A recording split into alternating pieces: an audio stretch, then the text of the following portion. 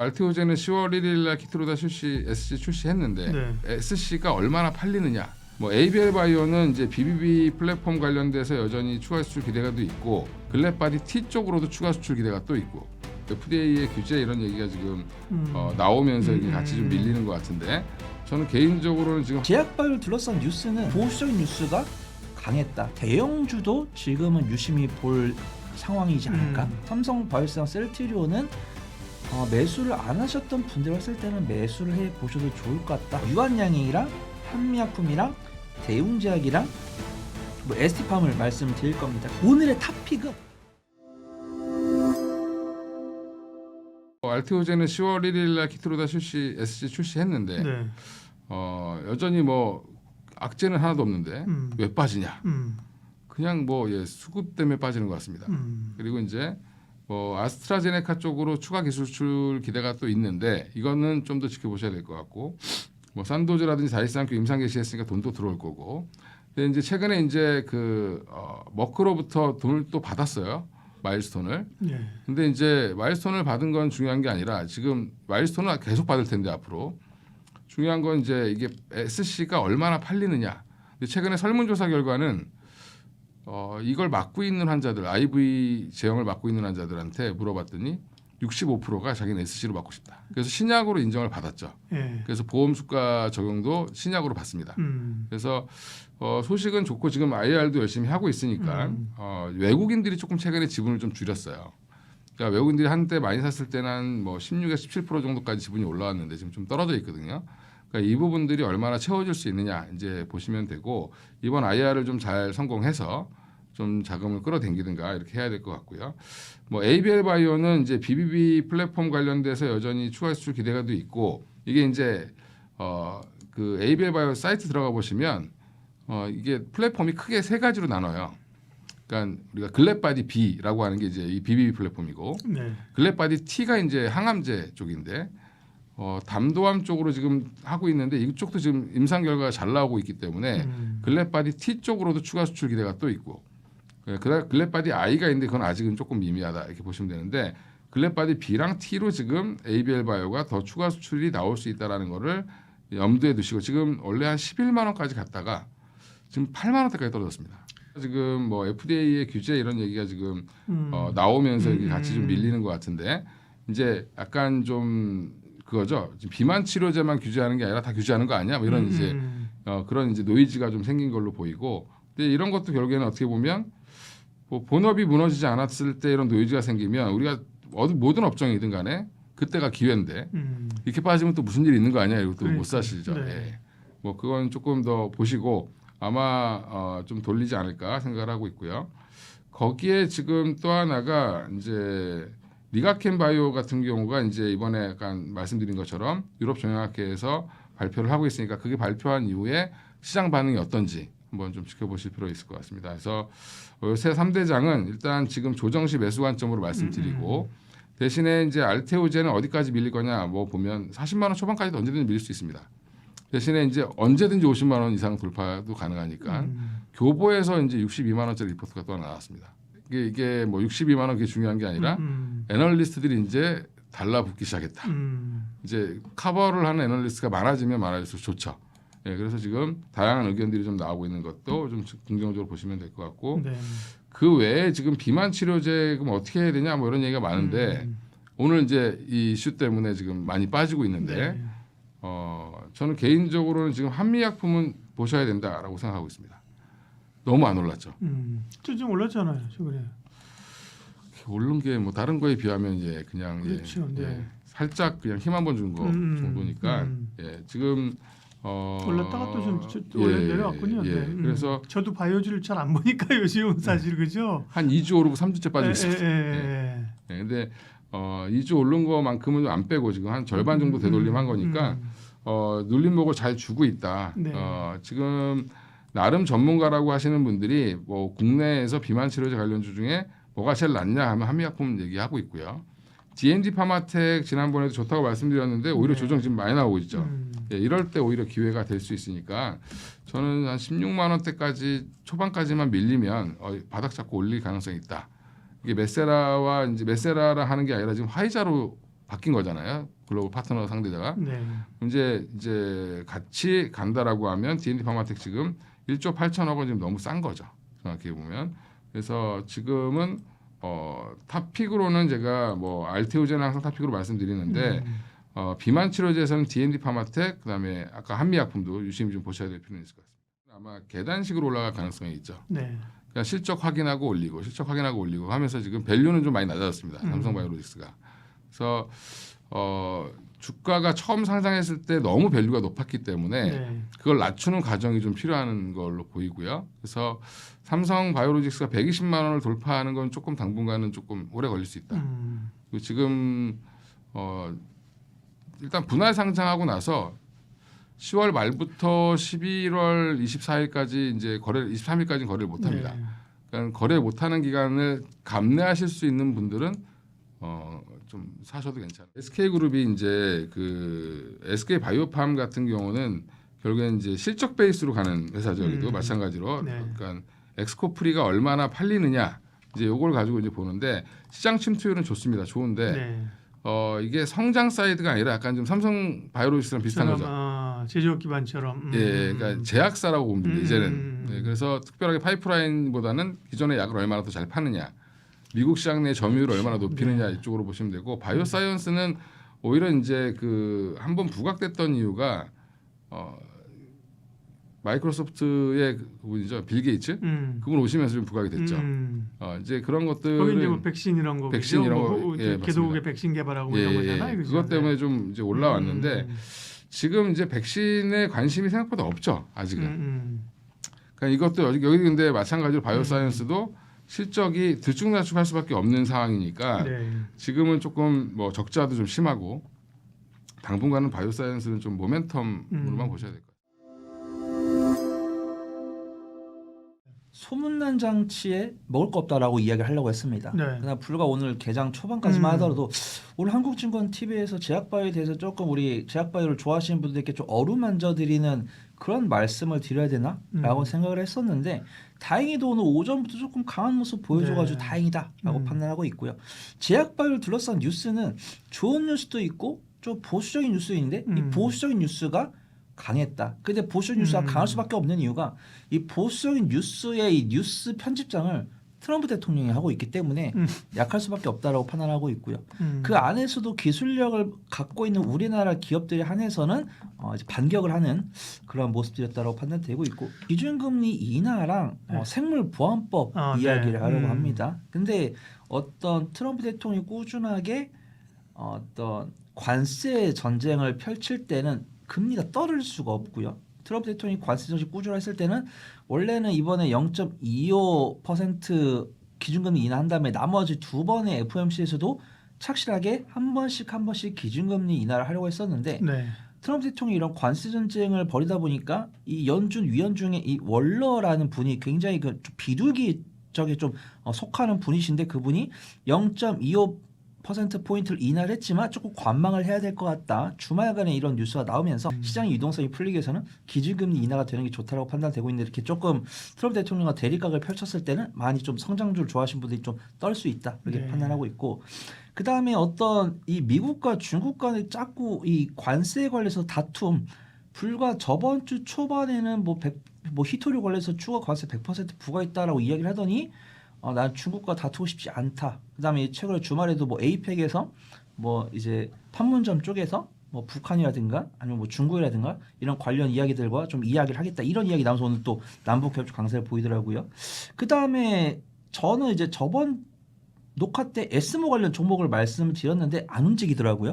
근데 그 종목이 오늘 움직였는데 요거는 아마 제약바이오 좋아하시는 분들도 이해해 주실 겁니다. 왜냐면은 이 제약바이오를 좋아하시는 분들 다 달력에 체크한 다음에 보통 학회 일정 보통 한 달 전에 매수를 해서 학회 전에 파시거든요. 근데 잘 보면은 한 달 전에 매수를 해서 오르다가 학회 시작 2주 전에 뭐 로봇이라든가 제약바이오라든가 반도체 소부장한테 수급이 다 뺏겼습니다. 그래서 제약바이오 이들의 끝인가 이런 이야기를 하다가 지금 잘 보면 에스모가 현지 시간 17일에 개최를 했으니까 3, 4일 차거든요. 그래서 이제 그 에스모에 참여한 기업들이 발표 결과 속속들 우리나라 갖고 올 건데 아직은 리가켄바이오 하나 정도 확인했습니다.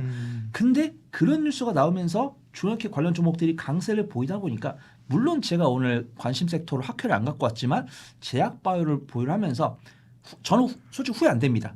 저는 앞으로도 이 일정주 매매를 고수할 거고 이렇게 일정 전에 소강 상태 보이다가 일정 개최되고 나서 슈팅이 나온 이 경우는 일정주보다는 또 움직임 한 4번 보여줄 때 이런 움직임 한 번 보여주니까 가급적 일정주 관점 접근하는 게 맞다라고 판단하고 있고 오늘 강세 보였던 종목들은 뭐 ADC나 면역 항암제나 기술 개발한 종목들 강세 보여주는데 저번 주에 강세를 보여줬던 종목은 제가 늘 말씀드렸던 실적이 잘 나왔던 종목들입니다. 그래서 대형주도 지금은 유심히 볼 상황이지 않을까 좀 판단해 보도록 하겠습니다. 보통은 알테오젠만 말씀을 드렸었는데 삼성바이오스랑 셀트리온은 매수를 안 하셨던 분들 했을 때는 매수를 해 보셔도 좋을 것 같다라고 판단하고 있고요. 알테오젠은 계속 매매를 하고 계시기를 당부를 좀 드리도록 하겠습니다. 저번 주에 가장 강세를 보여줬던 종목들 중에 하나는 삼성바이오로직스라고 판단하고 있고요. 네. 저는 인적 분할했을 때 만약에 상장이 안 돼 있는 종목은 비상장으로 바뀌는데 네. 저는 이 비상장 종목을 상장 종목으로 바꿔주는지 그걸 보거든요. 근데 보통은 인적 분할하면서 인적 분할되는 부분들을 뭐 환매수를 해주거나 아니면 뭐 이 자본을 소각을 하거나 이런 기업은 걱정 없다. 그냥 거래 정지 대도 쭉 들고 가자 이런 말씀을 드리는데 인적 분할을 해놓고 인적 분할 비율을 해놓고 이 인적 분할되는 비상장 주식에 대해서는 어떻게 한다 이런 대응이 없는 종목은 제가 거래 정지 전에 매도를 하라고 말씀을 드립니다. 근데 삼성바이오로직스 같은 경우는 공시 읽어보신 분 아시겠지만 분할되는 종목은 소각을 하면서 증자를 해서 삼성바이오로직스 주식으로 바꿔주기 때문에 걱정할 필요가 전혀 없다라고 판단하고 있고요. 이런 것들을 다 알고 있는지 삼성바이오로직스가 저번 주 금요일이랑 오늘까지도 오른 모습 보여줬기 때문에 삼성바이오로직스를 매수하고 싶으신 분들은 지금 사실 거면은 좀 분할 매수하자.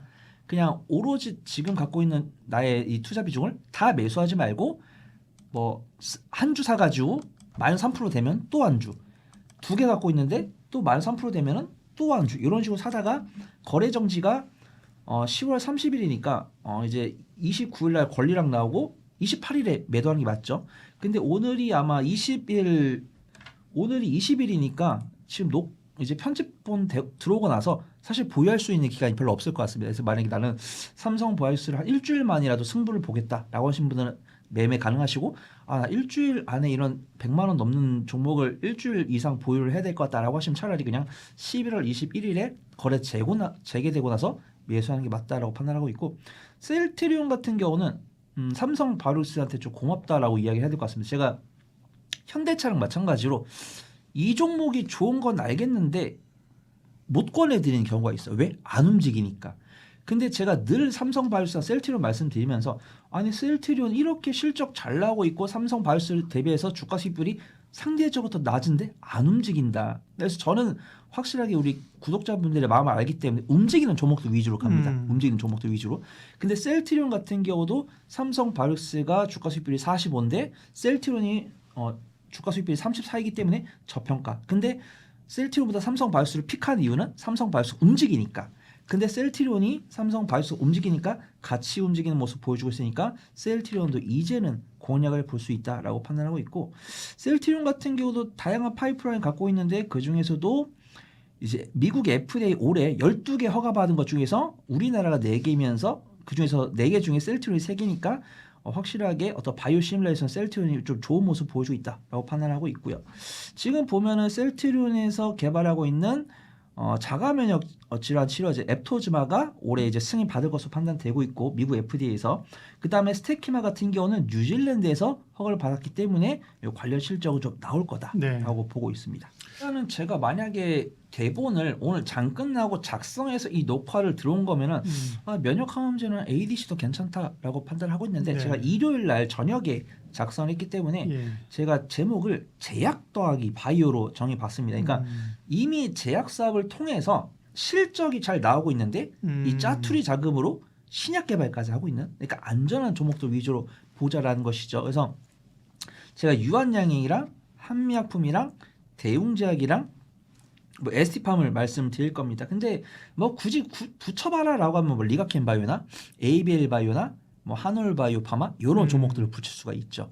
그래서 이 유한양행 같은 경우는 실적이 잘 나올 거다라고 판단합니다. 지금도 유한양행이 제가 계산기를 뭐 2028년, 2030년까지 땡겨봤을 때는 한 25 정도 나올 거다라고 판단하고 있는데 이 보면은 존슨앤존슨에서 현재 이제 병용 이제 폐암 치료제 병용하고 있는 이제 리브리반트랑 병용하고 있는 렉나자가 매출이 122% 증가했다라고 나오면서 유한양행 같은 경우 재무제표를 보면은 이 기업이 제약바이오 기업인지 모르겠습니다. 워낙 매출과 영업이익이 점진적으로 증가를 하고 있어요. 그래서 정말 제조업 같은 견조한 모습 보여주고 있고 유한양행 같은 경우는 이제 슈팅 나왔다가 기간 조정 거치고 있는데 외국인과 기관이 매수를 점진적으로 하고 있기 때문에 관심 있게 보셔야 된다. 근데 유한양행이 탑픽으로 등장하지 못한 이유는 요런 실적 추이를 보여주고 있는데 거래대금까지 많은 종목이 있기 때문에 유한양이 오늘 탑픽으로 탈락을 했고요.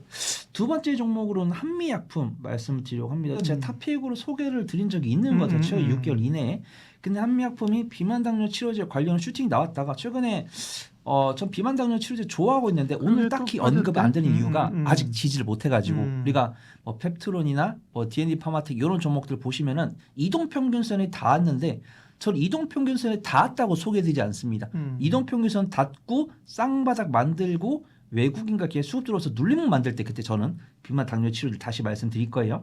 근데 한미약품 같은 경우는 당연히 비만 당뇨 치료제뿐만 아니고 실적도 나오고 있죠. 한미약품에서 이제 중국 자회사, 중국 이제 어떤 중국 지역에서 영업을 하고 있는 기업발 실적이 나오면서 올해 3분기에도 전년 동기 대비해서 18.4% 이상의 실적이 나올 거다라고 보고 있고 이번에 또 에스모에 또 참가를 했죠.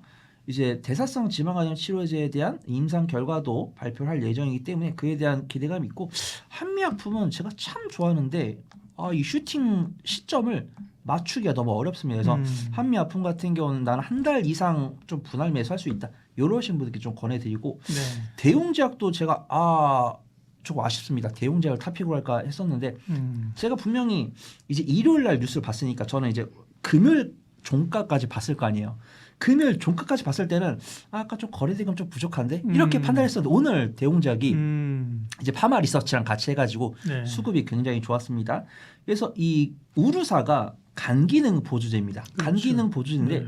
이 우르사가 체중 감소 효과를 보여줬다고 해가지고 약간 비만 당뇨 치료제처럼 인식이 될 수 있다라고 판단해가지고 대웅제약이 정말 기술적 위치가 너무 괜찮은데 오늘 좀 수급이 괜찮습니다. 그래서 제가 오늘 소개해드린 탑픽은 좀 빨리 접근을 해보고 대웅제약 같은 경우는 한 이틀이나 3일 정도 더 보다가 외국인과 기관이 더 산다든가 양봉이 조금 더 찍힌다 그랬을 때는 대웅제약도 볼 수 있다 이렇게 판단하고 있고 네. 오늘의 탑픽은 제가 어제 밤에 와가지고 녹화를 했었어야 되는데 ST팜이 오늘 7% 정도 상승을 보였습니다. 아침에 합시다 녹화 새벽에 네, 장 열리기 전에 하시죠. 라이브로 해야지 라이브. 새벽에 6시에 올래요? 새벽 10시에 하고 싶다. 네. ST팜 너무 아깝습니다. 만약에 제가 어제만 녹화를 했어도 7% 먹고 시작하는 건데 네. ST팜이 이제 실적이 잘 나올 거다라는 뷰는 보고 있었고 이 수주 잔고 엄청납니다. 이제 ST팜에서 만들고 있는 올리고 이제 단백질을 계량을 해가지고 올리고 치료제에 들어간 핵산 원료 의약품을 만들고 있는데 우리가 보통 수주 잔고라는 이야기를 보통 반도체나 전략수다 조선에서 이야기 많이 하잖아요. 근데 이 ST팜에서 만들고 있는 원료가 수주 잔고가 꾸준하게 증가를 하고 있고 올해 들어서만 1,447억 원 규모의 계약이 했고 수주 잔고가 4천억 원을 돌파했기 때문에 올해도 당연히 사상 실적 최대치를 기록할 거다라고 보고 있습니다. 그래서 ST팜 같은 경우는 전거래 이제 금요일 종가 기준 쓸 때 기적 위치 정말 괜찮다라고 판단했었는데 오늘 외국인 수급 들어오면서 7% 반등 나오는 모습입니다. 그래서 이 영상의 녹화본을 시청하신 분들은 ST팜을 관심 종목에 넣어놓고 3일 정도 분할 매수하신 다음에 한 2주 정도 보유하면서 슈팅 준비하시고 그러면서 대웅제약이 외국인과 기관의 수급이 들어온지 확인하시고 공략해보자 그런 말씀을 우리 구독자분들께 드려보도록 하겠습니다.